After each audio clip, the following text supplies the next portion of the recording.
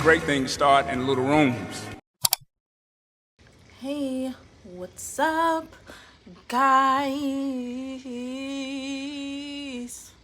I'm gonna be really quick because whenever I feel inspired to say something and post it, I just pick up my iPad and I do it. So this is really just a letter to myself. When you get knocked down, you need to come back 10 times harder and remain a baddie through it all. Of course, when things do not go the course or the way, the journey that we want it to go, it's always gonna be that, why didn't this happen for me? We blame whatever we believe spiritually. We blame ourselves. We blame other people. But it's not always that. Sometimes things change for the better if you want it to be better. If things change and you still point fingers at people, it's not gonna ever change. Things are not going to run its course how you want it to run its course. And of course, we know this. I feel like everybody knows this, but we take advantage of it. Because just looking back at my own experience and with me feeling how I felt about different things and different people, I did not take advantage of just that one thing that I just said. And looking back at it, I'm like, okay, girl, you had every right to react the way that you reacted, but the fact that you reacted like that, knowing that things are not going to run its course how you want it to run its course, you fall down, you get back up 10 times harder. And it's going to take you a minute. It's going to take you a while, but you just have to be mindful that everything's not going to go the way that you want it to go. So what are you going to do about it now? And one thing I just wish that I did for myself in certain situations was to just accept people and things for as they were. I want to just give people love. That's all I want to do, is just to love and understand. But I've learned that just loving and understanding somebody isn't enough. That person is gonna have to understand themselves and love themselves first. If that doesn't happen, you're not gonna get the result that you want. Just because you keep telling this, you keep affirming this person, you keep loving this person, you keep reminding this person how you see them in a good way, that does not mean that they're just automatically gonna do right by you. And I've been reading this book, The Mastery of Love, and it basically just explains that if you're like this and all this whole list of what I want you to be, then I'll love you. But if you're not, then I'm not gonna love you. And it's also like, I want to always say the right thing and I want to always do the right thing, but that's just me loving myself under a condition. Like, if I do this right, or if this interaction goes right, then I'll love myself more, rather than just saying like, I made that mistake, okay, cool, I'm not gonna love myself any less. I'm not gonna go months, years, however long, being mad at myself and being unforgiving of myself because I made that one mistake, because I wouldn't do that with anybody else. So why do that to myself? So I just think that loving ourselves unconditionally is always going to speak more volume and speak what words can't. Because I'm not going to keep shaming myself for what every little thing that I could have did better, for every little word that I said. I'm not going to do that. And not everything needs that. So just loving myself unconditionally, developing a stronger self, and doing the shadow work and praying and reading the things that I need to read to expand my expression, to expand my mind, to expand my perception, to expand my perspective. It all matters.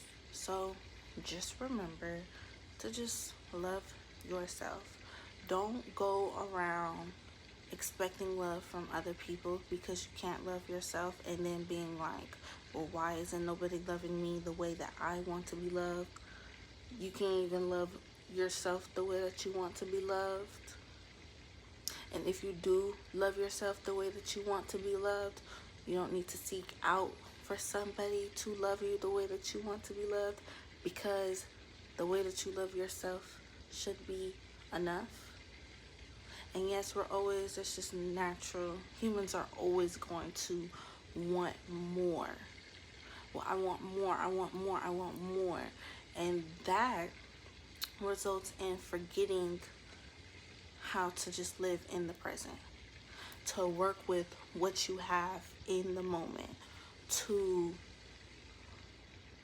list all the things that you have right now and love all of those things.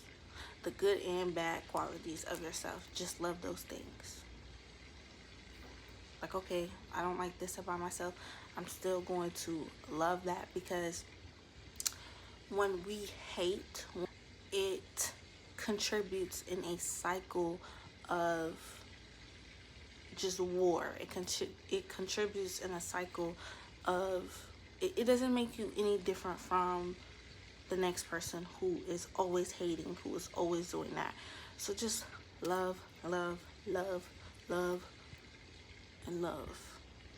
There's so many different versions of you out there, and you still just focus on what you want to do better. Love yourself in the moment, even the things that you don't like, and you will see that, okay, I am lovable. Okay, I can see myself as this version. Because if you actually think about it, how are you going to want a different version of yourself when you can't even love the version that you are now? You know? How are you not gonna love this thing? Because when you love something, you appreciate it, you adore it, you value it, and you realize how much this thing is to you. Then you see something better and you're like, oh my gosh, that's so much better. Not even better, that's just so much like more than what I have now. But I'm still gonna value this thing, because this thing is just as important as the other one. Because without showing love to the original, showing love to who you actually are, you're not gonna realize that I was taught this perspective, or I was taught to act this way. Without that blueprint, how are you gonna be able to notice what you want different? How are you gonna be able to know, like, okay, and not even that, people want different, and I would say that I want different. I want to be different. I want to be authentic. I want to be, just always growing and evolving. But it's like, how can we do that when you don't even love what you see right in front of you? Because some people are like, they look in the mirror and they're like, I want to fix this, that, and that about myself and just get rid of it. But it's like you're not truly getting rid of it. You're just trying to just ignore, like, okay, I just want it out my face. And then you go into the world and you see people with the same traits, with the same thing that you were trying to get rid of, and you judge them and you look at them like, ugh, like, I just don't like that. But what you really don't like is you. you're seeing that same reflection of that person within yourself, and that makes you project. So love yourself. That's all it takes, is just to love yourself. The good, the bad, the ugly.